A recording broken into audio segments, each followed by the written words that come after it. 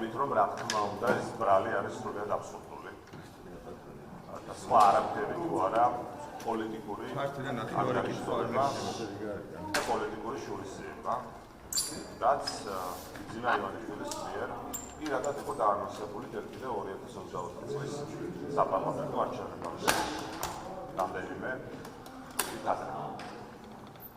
ჩორჩანას ეპიზოდი. ეს არის ერთადერთი ეპიზოდი საქართველოს უახლეს ისტორიაში, როდესაც ქართულმა სახელმწიფო დაიცვა ქართული მიწა. მოიქცა ღირსეულად, დაიცვა ქართული მიწა, თან ეს მოახერხა ისე, რომ ამას არ მოყოლოდა არანაირი სამხედრო დაპირისპირება. ამიტომ ყველამ კარგად უნდა იცოდეს, ყველა იმ სრულ მოწმედ, იმ დასმენმა, ვინც ამ საქმეში ფიგურირებს, რომ მათ გიორგი გახარიას წინააღმდეგი არის ჩვენებები. მათ ჩვენებები მისცეს ქართული სახელმწიფოს ეროვნული ინტერესების საქართველოს ტერიტორიული მთლიანობის წინააღმდეგ. ეს უნდა იცოდნენ იმ სრულმოწმეებმაც და რა თქმა უნდა ეს უნდა იცოდეს სულუკიანის ეგრეთ წოდებულმა კომისიამაც და ოცნების პროკურატურაც. ასე რომ დრო მოვა და ეს დრო არ არის შორს, როდესაც ყველაფერს თავის სახელი დაერქმევა და ეს ადამიანები, ვინც ზოგადად შეთითხნა ეს ბინძური საქმე და დაასმინა თავისი შვილი გიორგი გახარია, მაგრამ ამ დასმენით კიდევ მეორე საფრთხე შეუქმნა საქართველოს ტერიტორიულ მთლიანობას და სახელმწიფოებრივ ინტერესებს. ყველა ეს ადამიანი ისტორიაში საკუთარ ადგილს იღებს.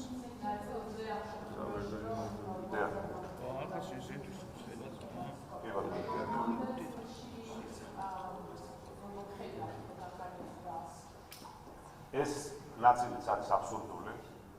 მინდა გაგახსენოთ, რომ სტრასბურგის სასამართლოში დაზარალებულის ადვოკატიც კი აღიარებდა, რომ რაციების ჩანაწერებით დასტურდება ფაქტი, რომ გიორგი გახარიას არათუ არ მიუდგაუსია ბრძანება რეზერვის ტყვეების გამოყენებაზე, არამედ პირიქით სამი ჩანაწერი არსებობს, როდესაც ის პირდაპირ აძლევს მითითებას სპეცდანიშნულების რაზმს, რომ არ გამოიყენონ რეზერვის ტყვეები.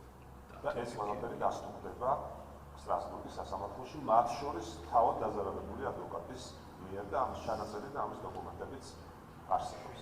ამიტომ რა თქმა უნდა, როგორც ჩორჩანას საქმე, ასევე ოცნების საქმე, კიდევ მეორე, ეს არის მხოლოდ და მხოლოდ პოლიტიკური ანგარიშსწორება და არანაირი კავშირი არც სამართალთან, არც მართლმსაჯულებასთან ამ საქმეს არ აქვს და ვერ ექნება.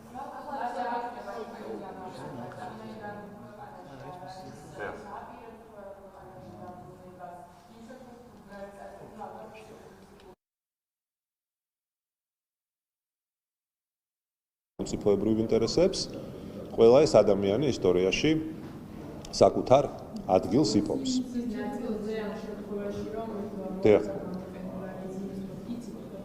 კი ბატონო. ამ ნაწილში როგორ ხედავთ გახარიას? ეს ნაწილიც არის აბსურდული. მინდა გაგახსენოთ, რომ სტრასბურგის სასამართლოში დაზარალებულის ადვოკატიც კი აღიარებდა, რომ რაციების ჩანაწერებით დასტურდება ფაქტი, რომ გიორგი გახარიას არათუ არ მიუდგაუცია ბრძანება რეზერვის ტყვეების გამოყენებაზე, არამედ პირიქით სამი ჩანაწერი არსებობს, როდესაც ის პირდაპირ აძლევს მითითებას სპეცდანიშნულების რაზმს, რომ არ გამოიყენონ რეზერვის ტყვეები. და ეს ყველაფერი დასტურდება სტრასბურგის სასამართლოში, მათ შორის თავად დაზარალებული ადვოკატის მიერ და ამის ჩანაწერი და ამის დოკუმენტებიც არსებობს. ამიტომ რა თქმა უნდა, როგორც ჩორჩანას საქმე, ასევე 20 ივნისის საქმე, კიდევ მეორე, ეს არის მხოლოდ და მხოლოდ პოლიტიკური ანგარიშსწორება და არანაირი კავშირი არც სამართალთან, არც მართლმსაჯულებასთან ამ საქმეს არ აქვს და ვერ ექნება.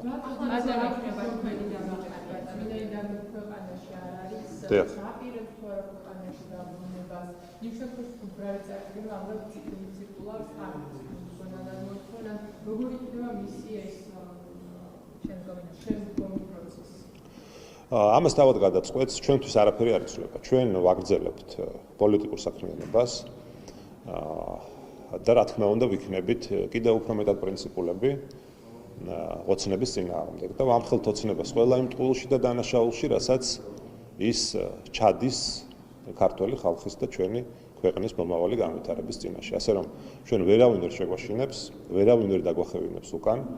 გასაგებია რომ ეს ბრალის წარდგენაც ემსახურება იმას, რომ როგორმე ასე ვთქვათ, შეგვაჩერონ, გაგვაჩერონ, მაგრამ ამას ნამდვილად ვერ ერისებიან, იმიტომ რომ მიუხედავად იმისა, რომ ყველა კარგად ხვდება, რომ მთავარი მიზანი არის გიორგი გახარიას გაქრობა პოლიტიკური დღის წესრიგიდან და პოლიტიკური სივრციდან, ეს არ მოხდება. ამას შეეგუოს ყველა და ჩვენ გავაგრძელებთ ჩვენს პოლიტიკურ საკითხებს. პაველ ჰერჩინსკის განცხადებაზე გკითხავთ რა. ხარიას პოზიცია როგორია? მათ შორის ისაუბრებთ დასაპირებს სასამართლო პროცესების პარალელურად აპირებს ქვეყანაში დაბრუნებას თუ ისევ აპირებს? თქვენ იცით რომ გუშინ გიორგი გახარიას ადვოკატმა იცნობთ ფერდიას იჭინავას, რომელიც არის ამავე დროს ჩვენი პარტიის აღმასრულებელი მდივანი, ჩაიბარა ასე ვთქვათ საქმის მასალები, როგორც 20 ივნისზე, ასევე ჩორჩანაზე და რა თქმა უნდა, ჩვენ დავიცავთ ჩვენს ინტერესებს სასამართლოში.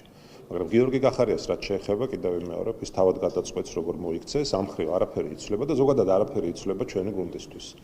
ჩვენ იცით, რომ მივიღეთ გადაწყვეტილება პარლამენტში დაბრუნების, რა თქმა უნდა, ეს ძალიან არ მოსწონს ოცნებას, გვესმის, რომ ეს მათთვის სრულიად არასასურველი სცენარია და როგორც ჩანს, სწორედ ამიტომაც დააჩქარა ამ ბრალის წარდგენა, მაგრამ ამაში მოულოდნელი ჩვენთვის არაფერი ყოფილა.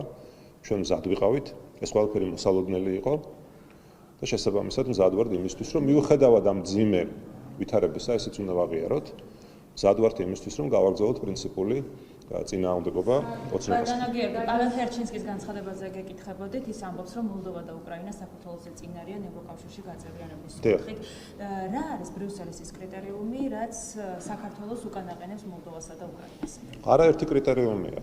ახლა ამას ზოგადად ვერ შევაფასებთ, ხომ? მაგრამ მთავარი მაინც არის პოლიტიკური ნება ჩემი აზრით. როდესაც ქვეყანას აქვს პოლიტიკური ნება მიისწრაფოდეს ევროპული მომავლისკენ, ეს ნიშნავს იმას, რომ ამ ქვეყანას აქვს ნება, რომ იყოს დაცული ადამიანის უფლებები, იყოს დაცული კანონის უზენაესობა, იყოს დაცული დემოკრატია, თავისუფალი არჩევნების და სამართლიანი არჩევნების უფლება და ქვეყანაში არსებობდეს სამართლიანი სასამართლო. ეს არის ის ზოგადი პრინციპები, ის ფუნდამენტური ღირებულებები, რაზეც დგას ევროკავშირი. ეხლა გასაგებია, რომ ყველა ქვეყანას თანაბარი პროგრესი ყველა ამ მიმართულებით ვერ ექნება, მაგრამ კიდევ ვიმეორებ, მთავარი არის პოლიტიკური ნება, გაცხადებული პოლიტიკური ნება, თუ შენ სად ხედავ შენს თავს. შენს თავს ხედავ ავტოკრატიაში და იზოლაციაში, რასაც აკეთებს ოცნება, თუ შენს თავს ხედავ თანამედროვე ევროპულ სივრცეში, სადაც არის დემოკრატია და სადაც არის დაცული ადამიანის უფლებები და კანონის უზენაესობა. ეს არის ძირითადი სხვაობა. ქართული ოცნების ხელისუფლებაა მთავარი პრობლემა ახლა ევროინტეგრაციის გზაზე? ევროინტეგრაციის გზაზე შეფერხება რომ გვაქვს, ამაზე პასუხისმგებლობა რა თქმა უნდა ეკისრება ოცნებას. იმიტომ რომ ოცნება მიზანმიმართულად ახდენს ჩვენი ქვეყნის იზოლაციას.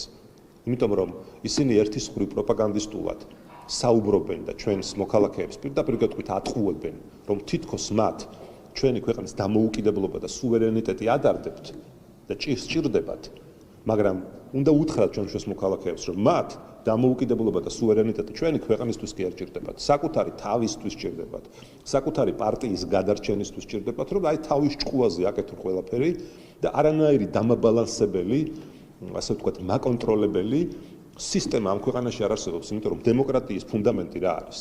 როდესაც სახელმწიფო ინსტიტუტები დამოუკიდებლად მოქმედებენ, არ ექვემდებარებიან პარტიულ ვერტიკალს, არ ექვემდებარებიან მით უფრო არაფორმალურ მმართველს და ერთმანეთს აბალანსებენ. მაგრამ ჩვენ გვაქვს ქვეყანაში სიტუაცია, როდესაც ყველა სახელმწიფო ინსტიტუტი ემსახურება ერთ პარტიას. ამიტომ ამ ვითარებაში, სანამ ჩვენ ასეთი სისტემური მოწყობა გვექნება, ჩვენთან საქართველოში ბუნებრივია ძალიან გაგვიჭირდება საუბარი იმასთან, რომ მივდივართ ევროპული ღირებულებებისკენ. სამწუხაროდ ვერ მივდივართ და ამას ოცნება აკეთებს მიზანმიმართულად, იმიტომ რომ როგორც კი საქართველოში იქნება რეალური დემოკრატია, ოცნება მიცის, რომ ის დაკარგავს ძალაუფლებას. სწორედ ამის გამო, როდესაც დგება არჩევანი, რა ჯობს ოცნებისთვის? ძალაუფლების შენარჩუნება თუ სწრაფვა ევროპული მომავლისკენ, სადაც არის დემოკრატია, სამწუხაროდ ოცნება არჩევანს აკეთებს საკუთარი ძალაუფლების შენარჩუნებაზე და ღალატობს ქართული ხალხის ცივილიზაციურ არჩევანს, რაც არის დემოკრატია და ევროპა. კი ბატონო. მიხეილ სააკაშვილი გადაყვანილია რუსთავის ეს არის ის რომ პატიმარი საჭირს ციხეშიო. თქვენ როგორ ხედავთ ამას? ჩვენ იმიტომ კი არ ვითხოვდით რომ ვინმე ციხეში და საპატიმროში ყოფნა გვინდა მაინც და მაინც. ჩვენ ვითხოვდით იმიტომ რომ ვფიქრობთ რომ სამართალი ყველასთვის უნდა იყოს სამართალი და ყველა პატიმარი სასჯელს უნდა იხდიდეს თანაბარ პირობებში. ჩვენ ამიტომ ვითხოვდით ამას, მაგრამ ოცნების მიმართ ერთი შეკითხვა მიჩნდება. დიდი ბოდიში თუ ახლა გადაწყვიტეს მათ სააკაშვილის გადაყვანა საპატიმრო დაწესებულებაში კლინიკიდან იმ საბაბით რომ თითქოს მისი ჯანმრთელობის მდგომარეობა გაუმჯობესდა, გუშინ გაუმჯობესდა დიდი ბოდიში გიორგი გახარიას მიმართ ბრალის წარდგენიდან 4 საათში გაუმჯობესდა და იქამდე ცუდად გრძნობდა თავს მიხეილ სააკაშვილი. აი მაგალითად 1 წლის წინ ცუდად გრძნობდა თავს. ჩვენი ინფორმაციით და თუნდაც საჯარო ინფორმაციით მიხეილ სააკაშვილის ჯანმრთელობის მდგომარეობა, შეიძლება ზუსტი დროის დასახელება გამიჭირდეს და შევცდე, მაგრამ დაახლოებით ბოლო 2 წელიწადნახევრის განმავლობაში სტაბილურად დამაკმაყოფილებელია. ასე რომ ამაზე ოცნებამ გასცეს პასუხი, რატომ მაინდა-მაინც გუშინ. ხოდა რა კავშირშია გუშინდელთან და გახარიასთვის ბრალის წარდგენასთან? იმ კავშირში, ეს თქვენ გადაწყვიტეთ, ამ თემის გადაფარვასთან არის კავშირში. ხო მეგონი არ უნდა იყოს რთული მისა. რა თქმა უნდა გადაიფაროს, იმიტომ რომ კი ბატონო, ოცნებამ ძალიან კარგად იცის, დავასრულებ თუ შეიძლება. ოცნებამ ძალიან კარგად იცის, რომ ის ბრალიც წაუყენეს გიორგი გახარიას, იმდენად აბსურდულია, განსაკუთრებით ჩორჩანას ეპიზოდთან დაკავშირებით, როდესაც საქმე ეხება ქართული მიწების მშვიდობიანად დაცვას, რომ საკუთარ ამომრჩევლებშიც კი მიუხედავად მათი ასე ვთქვათ, გაშმაგებული პროპაგანდისა, რომ თითქოს გიორგი გახარიამ ქართული მიწები დაკარგა, მაინც ვერ ახერხებენ ამ ინფორმაციის ბოლომდე მიტანას. ამიტომ მათ ჭირდებოდა სავარაუდოდ გადაფარვა და გადაფარეს რამდენიმე საათში ამ თემით, რომ აღარ ყოფილიყო აქტუალური ესეთი აბსურდული ბრალის წარდგენა გიორგი გახარიასთვის. სხვა შემთხვევაში მე უბრალოდ ვერ ვხსნი კიდევ ვიმეორებ იმას, მიხეილ სააკაშვილის ჯანმრთელობის მდგომარეობა ბოლო, არ ვიცი, 3 წელიწად 4 წლის განმავლობაში როგორ გაუმჯობესდა მაინდა-მაინც გუშინ ბრალის წარდგენიდან 3 საათში.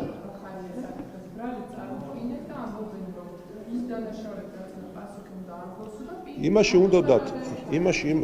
უნდათ კიდევ ვიმეორებ, აი აგიხსენეთ, რომ საკუთარ ამომრჩეველსაც ვერ აჯერებენ იმ აბსურდს, რა აბსურდული ბრალით წარუდგინეს. და ამაში, რა თქმა უნდა, ახლა ეს არის ვერსია, ამას კი არ ვამტკიცებ ჩვენ ამას ასე, მაგრამ ფაქტია, რომ ასეთი დამთხოვები და ამეთანხმებით ბევრი წელია აკვირდებით პოლიტიკურ პროცესებს, ასეთი დამთხოვები შემთხვევით არ ხდება.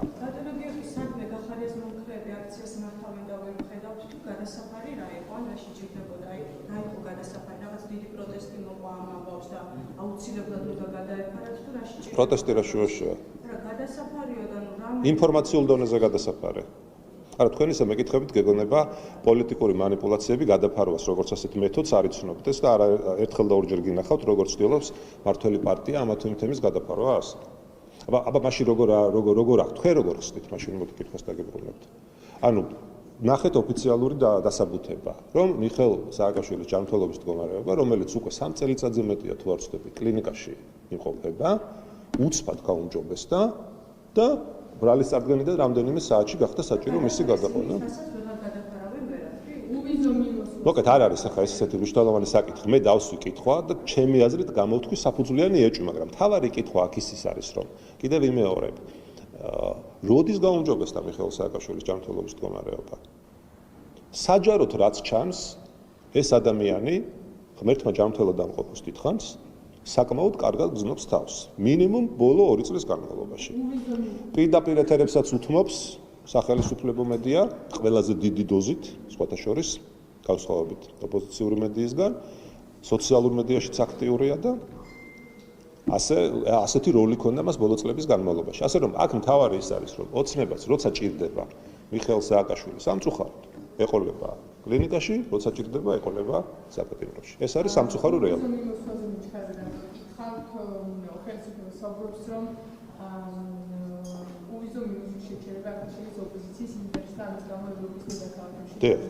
რა შეგიძლიათ თქვა თქვენ პარტიას სულ ამოცნოს რომ ჩვენ არ ვახმოვთ ეს სიკეთე ადამიანის შეუჩერება.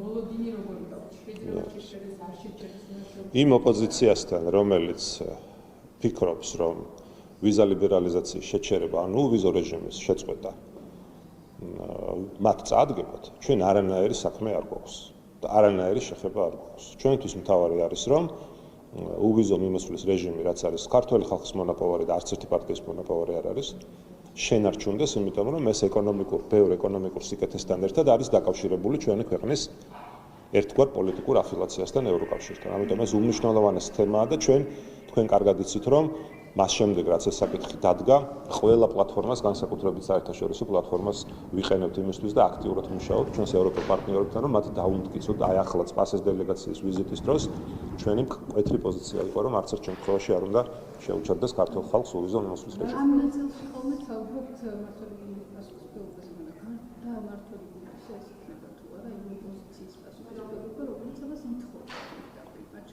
ყველას თავის წილი პასუხისმგებლობა აქვს. ძირითადი პასუხისმგებლობა, რა თქმა უნდა, არის ოცნებაზე.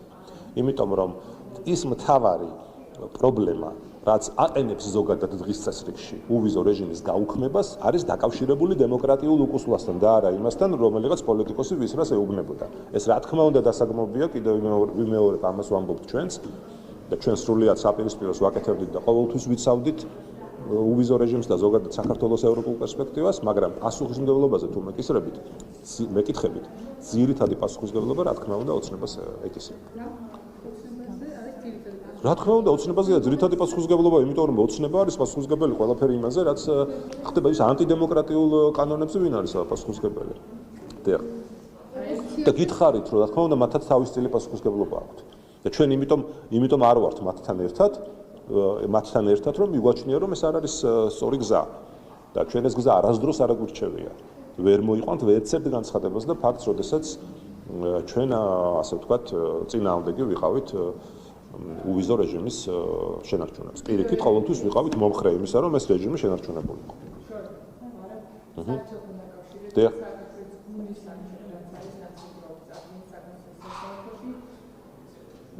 უჩვენებს ქართულ ოცნებას დასვენებას და იმ დასვენაზე, რომელიც სწავლობდა მათ საქმიანობას. აქ არა არგუმენტები, მათ ჯერ ვქონდით სხვა არგუმენტები. ვერ გეტყვით ახლა ეს თავად ნაციონალურ მოძრაობამ გადაწყვეტოს. ერთ-ერთი რაც შემიძლია გითხრათ, რომ საკმაოდ არათანმიმდევრულად გამოიყურება მათი ეს გადაწყვეტილება, იმიტომ რომ ერთის მხრივ ეს არის პარტია, რომელიც არჩევნებს არ აღიარებს და თვლის, რომ ეს ხელისუფლება უნდა შეცვალოს მხოლოდ და მხოლოდ ქუჩით. მხოლოდ ეგრეთ წოდებული დამხობით და მეორეს მხრივ მიდის საკონსტიტუციო სასამართლოში.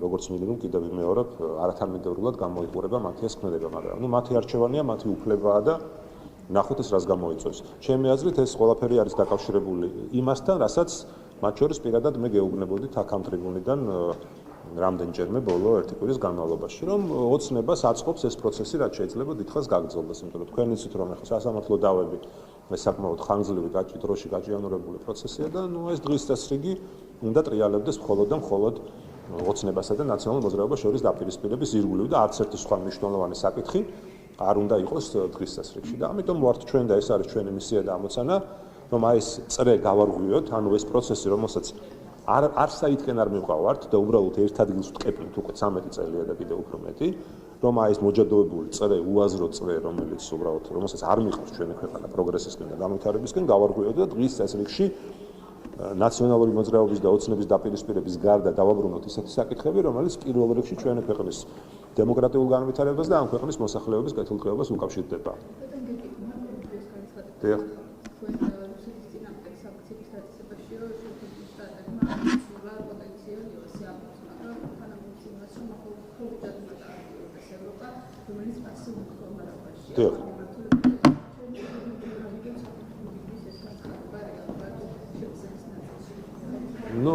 ვერ გეტყვით ახლა, როგორც ჩანს, ჩვენ ვიცით ახლა პრეზიდენტ ტრამპის არაერთი მცდელობა, ასე ვთქვათ, მშვიდობის დამყარებისკენ მიმართული არაერთი მცდელობა და როგორც ჩანს, რუბიოს ეს განცხადება, ადასტურებს იმას, რომ ამ მშვიდობის დამყარების პოტენციალი, როგორც ჩანს, მართლაც არის ამოწურული, რაც ძალიან სამწუხაროა თუ ეს ასეა. გააქტიურდეს რა კუთხით? რა მიმართულებით? ნუ ახლა ეს ევროპა აქამდეც აწესებდა სანქციებს რუსეთის წინააღმდეგ და ნუ რა თქმა უნდა ახლა როდესაც ხედავთ რომ ამერიკის შეერთებული შტატები შედარებით კაპასიურდა და ცდილობს რომ ამ კონფლიქტს შეხედოს არა გლობალურად, არამედ შედარებით უფრო მეტად გეოგრაფიულად და ტერიტორიულად და რადგან ეს კონფლიქტი მიმდინარეობს ევროპის ასე ვთქვათ კონტინენტზე, ამის გამო როგორც ჩანს ამერიკის ახალი ადმინისტრაცია ცდილობს რომ ევროკავშირს უფრო მეტი ასე ვთქვათ პასუხისმგებლობა დააკისროს.